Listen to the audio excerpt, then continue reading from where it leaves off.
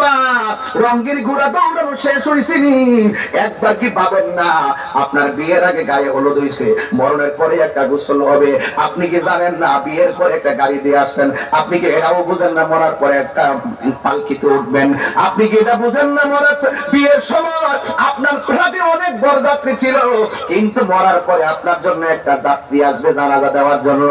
আপনি কি এটা জানেন না পাশের ঘরে একটা ছোট্ট রুমে ঢুকাই দিছে আপনারে? এটাও কি বুঝেন না মরার পরে এমন একটা ঘরের মধ্যে ঢুকাইয়া দিব?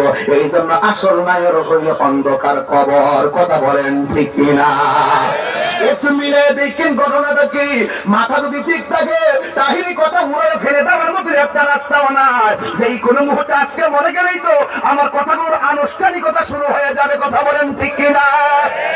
এই জন্য আমার যুবক এমন ভাবে তারে মরণ গোসল টোসল দিব। গত কয়েকদিন আগে রবিউল আউয়াল মাসে আমি গেলাম চট্টগ্রাম আমির ভান্ডার দরবারে। যাওয়ার পরে একটা হিন্দু আমার কাছে কালিমা পড়া মুসলমান হয়েছে। আমি সব মাহফিলে কথাটা বলি, এমন ভাবে আমরা গোসল দিয়ে বিদায় হয়ে যাবে। যদি প্রশ্ন করি ভাই তুমি কেন মুসলমান হয়েছ, একটা মেয়ে হিন্দু থেকে মুসলমান হয়েছিল। এই মেয়েটা বলছিল আমি হিন্দু থেকে মুসলমান হয়েছি একটা কারণে, আমার আম্মার যখন পড়াইতে নিছে, আমার আম্মার বডি পৃথিবীতে কেউ দেখে নাই।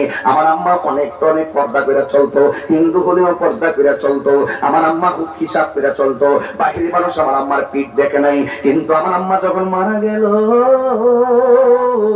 মারা যাওয়ার পরে বাবা আমি দেখলাম লাকড়ির উপরে মারে শোয়াইলো।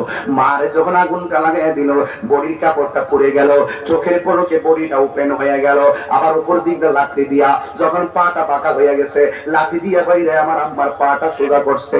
ওই সময় যখন আমার মার দৃশ্যটা দেখলাম, মুসলমানদের বিদায়ের আনুষ্ঠানিকতা মনে হয়ে গেল।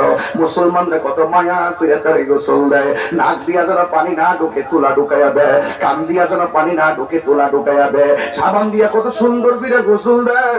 আবার সুন্দর জামা কাপড় পরে কি সুন্দর করে কবরে নেয়, লাফ মেরা ফালাই না আস্তে করে নিয়ে কবরে শোয়া দেয়। আবার মাটি চাপা দেয় না, উপর দিক দিয়া বাঁশ গোলা দেয়, আবার চাটি গোলা দেয়, যেন ফাঁক দিয়া কোনো মাটি তার বডির উপরে না মরে। এমন মায়া মায়া রে মায়া,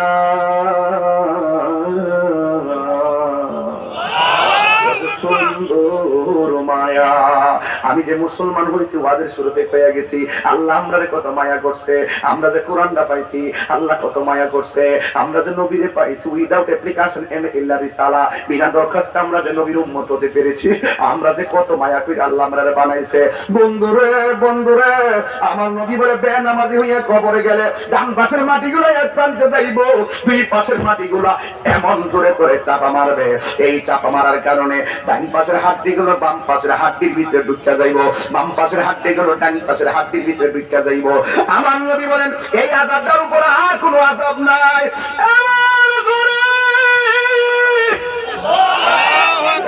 জোরে চাপা মারবে। এই বুয়া পরে গুরুস্থান যদি আমি যাইতে পারতাম, আল্লাহ যদি আমার সেই কান দিত, আপনারা যদি সেই কান দিত, বইনি ওয়া ওয়া করে বাঁচাও বাঁচাও করে কান্না চলতেছে, কিন্তু আমরা শুনি না। কিন্তু আমরা দুনিয়ার পাল্লায় পড়ে আছি। আমিও তো গত 4 বছর আগে আমার আব্বারে নিজের হাতে বালতি পুরাইয়া পানি নিয়া নিজে আমার আব্বারে গোসল দিছি, নিজে গোসল দিয়া নিজে কবরটার মধ্যে নামাইছি। আমার আব্বার আমি বিদায় করছি, না জানি কোন বাবারা তার বাপের বিদায় করছে, না জানি কোন ভাইটা তার মারে বিদায় করছে। ওই বাপটা ঘরের মধ্যে নাই, এই বাপটা কিন্তু আমারে বোঝাই দিয়ে গেছে, দেখলে দেখবে সরে নামাজ ছুটতে গেলে কিন্তু নামাজটা আদায় করে নিবি। ওয়াজ মাহফিলে থাকো, গাড়িতে থাকো, মাঝে মাঝে ঘুমায় যা, সুযোগ থাকার পানি থাকে না, এবং বিভিন্ন সময় বিভিন্ন নিরাপত্তাহীনতায় ভোগস, কিন্তু যখনই সুযোগ পেলে বাসায় এসে নামাজটা আদায় করবি। এই জন্য যুবক আমার এই আশার বাসার কথাগুলো এখন আর আমারে কেউ বলে না। আমি আমার আব্বারে 4 বছর আগে কবরের মধ্যে নামাই দিয়েছি। আমার নবী বলে দেখ রে, এই দুনিয়ার ভিতরে যারা মা বাপকে কষ্ট দিবি, দুনিয়ার ভিতরে তুই শাস্তি পাবি, মরার পরেও আবার শাস্তি পাবি, কবরের ভিতরেও শাস্তি পাবি। একটা মাত্র জায়গা, এই মা বাপরে কষ্ট দিলে দুনিয়া তো বুঝবে, আখিরাত তো বুঝবে। অযুবক আমি তোমারই কইয়া যায়, তাহিনী ওয়া যদি 1 মিনিটের জন্য ভালো লাগে থাকে পায়ে দইয়া দিয়া যায়। দুইটা মানুষে কোনোদিন চোখের পানি ফালায় কান্দায়ও না, যদি কান্দাও কবরে গেলে উপায় থাকবে না, মরণের ঘাটে উপায় থাকবে না।